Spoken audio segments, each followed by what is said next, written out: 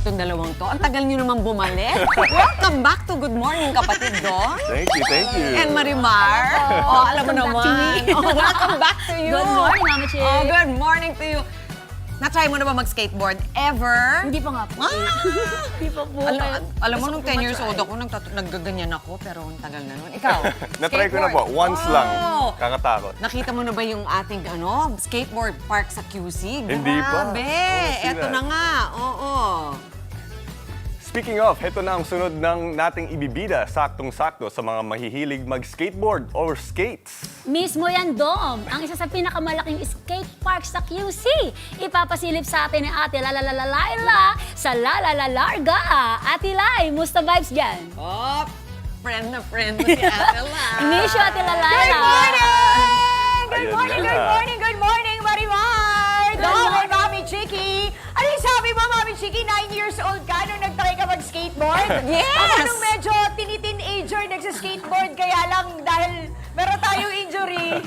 Oh. Parang Ingat dyan. Gusto ko naiingit Next ako time na kaya yan. Baka madagdagan, mamaya gumagano na. Tama, next time na lang. Pero andito nga tayo, no? Sa wala pang isang buwan na bagong bukas na skateboard park sa Quezon City Memorial Circle. Wala pang isang buwan, newly open dito. At alam nyo ba, napakang bongga nito dahil ito ay competition standards. Ilan ba? Basta marami, malaki, sobrang lawak. Ito nga, isang parte lang to. At ito yung mga bago kong friends. Yung mga treasure friends ko. Ayan, skateboard na sila. Go mga kuya! Kaya nyo yan!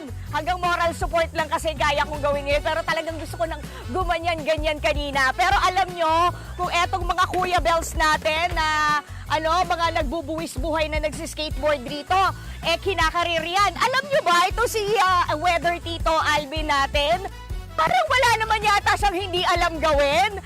Hindi niya alam gawin, Eto, tingnan nyo, ang yabang oh. Mayabang Sige nga, Tito Alvin, patingin nga. Oh! Oha!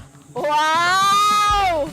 Talaga, alam mo dito, pinagdamang pakrasan yan. Sige, nasan ka na ba? Huy, Tito Alvin, wag ka lumayo, hindi kita makita. Asan ka na? Tito Alvin? Ayun dito ka lang, ikaw naman. Patingin. Saan ka pupunta? O halika, mamaya na makipagdaldalan muna tayo. Ang galing mo naman, nakakabuisit. Cross training natin to para sa surfing. Wow, ganun ba Itong yun? skate, Sa bagay, pag marunong ka mag-surf, medyo... At ang saya natin ay meron na tayo dito sa QC dati, dumadayo pa kami. Saan? Sa Tagaytay, sa Cavite, yan. Sa Baler, yan, meron din tayong magandang skate park doon. Ayan, sa SEA Games, Ormoc, dadalahin kita. May bonggang skate park din doon. sa Rizal may bago yan. Oo, tama. And meron din sa Pasig, Makati, Paranaque. Ayan. Pero ito, napakaganda, ang laki nito. I know, ang taas, right? no? Tsaka, bagitin ko lang sa mga gustong mag-try ng ganitong klaseng sport, lalo na yung mga bago, dapat make sure na meron kayong mga protection, protective gears, and then magpa-guide tayo at magpaturo sa mga marurunong or sa mga coach natin or sa mga matagal nang gumagawa nito. Pwede Kasi magpaturo. inherently dangerous sport siya, pero kung may proper guidance tayo, yan, masayang sport. Sabi ko sa inyo, walang hindi alam to di ba? O, teka lang ha, Tito Alvin, tatawagin natin ang ating mga makakausap today. Si Sir Winsdor, alis ka na! Si Sir Winsdor P. Bueno, ang ating administrator ng Quezon Memorial Circle, and si Attorney Mark Dale Diamond Peral, ang ating city engineer, syempre, ng Quezon City. Good morning mga sir! Good morning, Ang ganda-ganda naman dito! Nako, kung ano lang talaga, kung wala lang talaga akong injury, kinarir ko yan, pero ayoko na nga pong madagdagan, Oo. Pero sir, kwentuhan nyo naman po kami. Ano po ba, pag sinabing competition standard, gaano po ba kalaki itong ating skate park? Ang skate park po natin ay sumusukat ng 3,758 square meters po. Okay.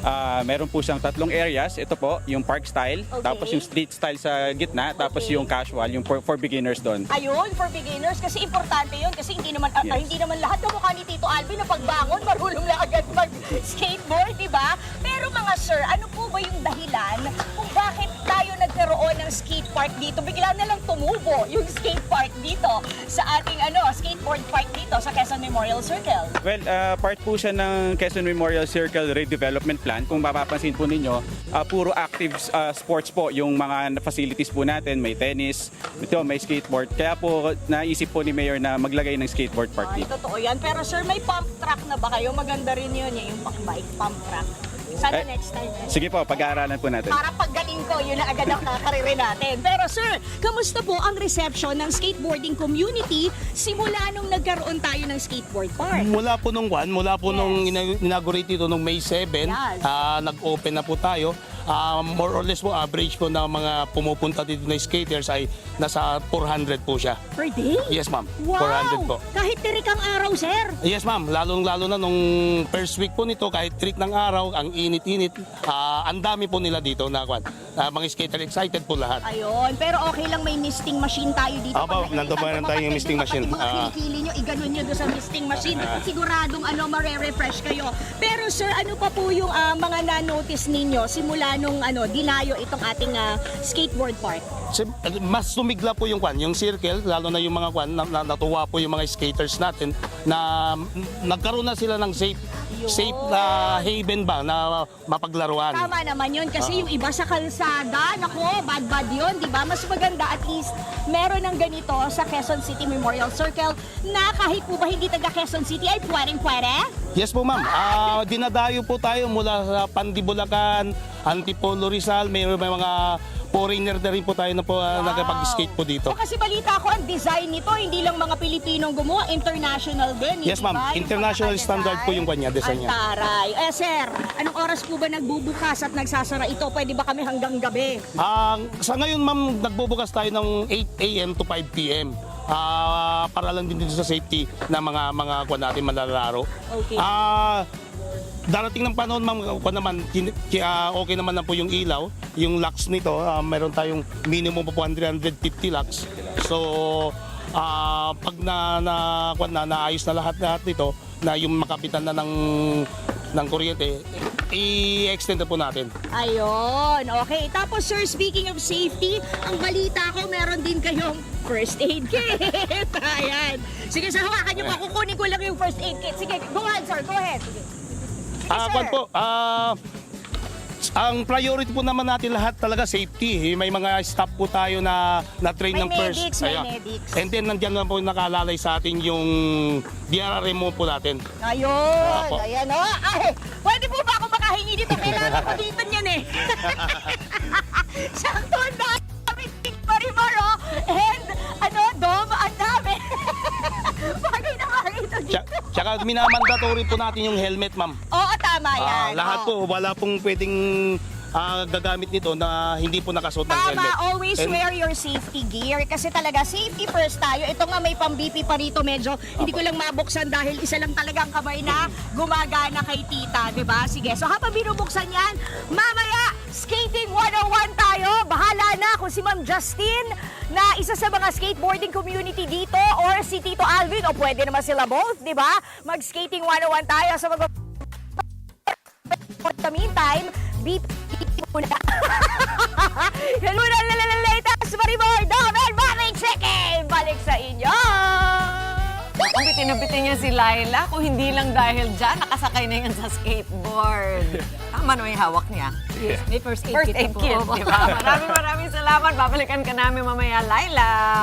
Alala niyo ba si Marjeline Vidal, ang ating Olympic skateboarder? Oh, yes. yes. Oo, di ba? Meron na tayong skateboarder na Olympian, kaya tama-tama na meron tayong bagong skate park sa QC, di ba? Perfect. Dong. Pumunta na po talaga ako. And as promised, sina Ate Laila at Tito Alvin, bibida pa ito sa atin. Pero this time, magpapa-skating 101 tayo roon. Ate Laila at Tito Alvin, wala po ba ang skateboarding skills niyo yan? Para bang pro? Yes, Tingnan wala po ba? natin. Ayan, tingnan niya po natin. Oy, Laila, si Alvin lang, ha? Oo. Ingat, ate. Ate! Correct ka dyan! Dami Chiki, Marimar, and Dom. Naku, nandito pa rin nga tayo ha sa bagong bukas na skateboard park sa Quezon Memorial Circle, bonggang-bongga. Kung kanina naandun tayo sa medyo mas expert or pro na area, andito tayo ngayon sa beginner-friendly area. Medyo mas maliit yung space, pero dito tayo magsisimula. Kasi nga magsiskating 101 tayo. Tawagin na natin ang aking magiging professor for today. Wag ka! Girl power ito, di ba? Siya lang naman ang president ng Quezon City Skateboarding Community, Justine Carpio. Good morning, ma'am. Oha. Congrats, you've arrived. Nang naka-skateboard. Okay. Ma'am, kwentuhan mo kami habang ng mga nagsiskateboard itong mga kagrupo mo. Gano'n nakatagal ang Quezon City Skateboarding Community? Matagal na? Yes po, sobrang tagal na po. As in like, mga 2016 nang in-establish po namin yung group namin. But way before pa po noon, ay magkakasama na po talaga kami na nagsiskate. Like, parang if I remember it right, mga 2006, start na kami na nagsiskate po talaga magkakasama. Ang tagal Tapos ilang years na. Ilang kayong girls? Dito po sa group namin, ngayon po actually, unti lang po mga 4 lang 5. Gawin nating 5. Itong skateboard park natin, gaano siya parang convenient para sa inyo? Kasi di ba dati, nakikita ko kayo mga skateboard lang dito sa paligid ng Quezon City Memorial Circle. Yes po, opo. Pero ngayon na meron na kayo sariling space, ano yung pakiramdam ng ganon? Ayun, sobrang saya po, and also, syempre, grateful kami kasi nga, meron na kaming space na hindi na po kami napapaalis ng mga guards. Ayun. And hindi na rin kami nakakapag-istorbo actually ng mga nagjo-jogging or ng mga, di ba, yung mga ibang tao po. So, Kasi ang tingin sa kanila dati, naiinis sa kanila kasi parang ang liligalig, di ba? Gusto lang naman namin matutong mag-skateboard, kayo naman, o hindi ba? O speaking of which, at least meron na tayo sariling space, pwede na tayo magturuan. Kasi ang balita ko, meron palang skateboarding clinic ang Yes Quezon po. City LGU. Yes po. So pwede matuto talaga, libre? Of course, opo, Ay, opo. sino tuturo?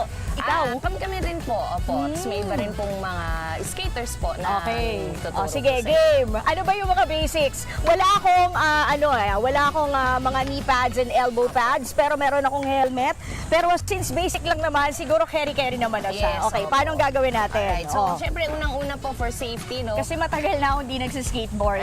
Tapos may injury tayo, di ba? O. So, helmet po, Okay. of course, and then, mas maganda po, actually, kung kumpleto po tayo, like with knee pads and yung elbow pads. Oo. Pero, yun nga po, sa ngayon ay gamitin po muna natin ang helmet Lahat ng makakaya. Yes, Oo, opo. oo, okay. So, basic po niyan Oo. ay, syempre, yung balance po Balance, natin oo. doon sa board. Okay. So, yung dominant leg po ninyo, Oo. yun po yung usually na nasa harapan. So, for me, yung left ko po, Okay. so yan po yung tinatawag yung front foot. Oo. Kasi yan po, dun po ako nakaharap. And then Okay. front foot and then this is the back. Okay. So, parehas naman po siya. Yan po yung, pero yung back foot po, yun po yung mas madalas po na nagko-control din ng board. Yan, so katulad po yan. Yan. So, Naku, ganun lang po. And, pag po kayo ay aapak sa skateboard, Oh. so isa-isa lang po. And One at dito a po time. tayo. Yes, opo. Siguraduhin mo na nandun ka sa may tornilyo Yes ng po, sa may bolts. ng gulong. Yes Ganun po, ba? opo. Okay. Para po, mas natin yung Mas balance stable. natin. Mas stable din, ganyan. Okay. And then, pagka po tayo po ay papadjak, o medyo mag-move, so ibababa po natin yung back foot natin Okay, dito. okay. Tapos push lang po natin Okay. ng onti lang po. Oh. Para Dahan-dahan. Dahan-dahan, Oo. yes. Huwag niyong madaliin kasi Oh, baka pag- kung mapaano. Yes. Pag magsastop, pwede din pong Ayun. baba niyo na lang. And then, Okay. Pero may prenong skateboard, di ba? Wala. Hindi siya tulad ng skates na pwede kang wala po tumingki. you can use your feet. Or Yan. eject! Or, opo. Pwede po kayo tumalon. Umeject! Pero bad yun, oo. Medyo Dapat delikado. yung tamang paraan. Okay, sige. So mag-balance muna tayo. Yan, Yan, left, tama-tama. left. Nako ha. Okay, Sige, wait. ma'am. Ay!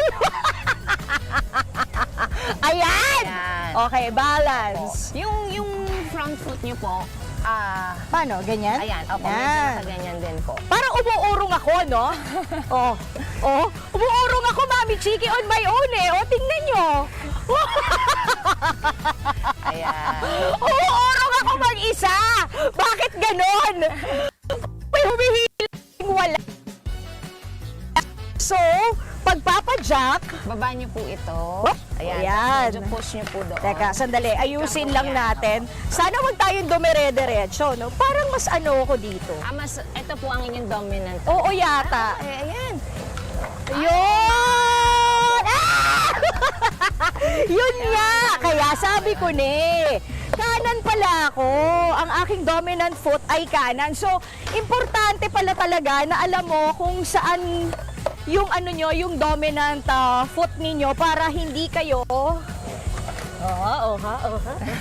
Oh, yabang. Di ba? Okay, anyways, ma'am, thank you sa pagturo sa akin sa pagbalance. Hopefully, kapag magaling na to, magkikita na tayo dito. sige, O, di ba? Masaya. Tapos susunod, mag-bike naman tayo. Di ba, bongga? Okay, thank you so much, Ma'am Justine. Eto naman si Tito Alvin na maraming alam, lahat alam.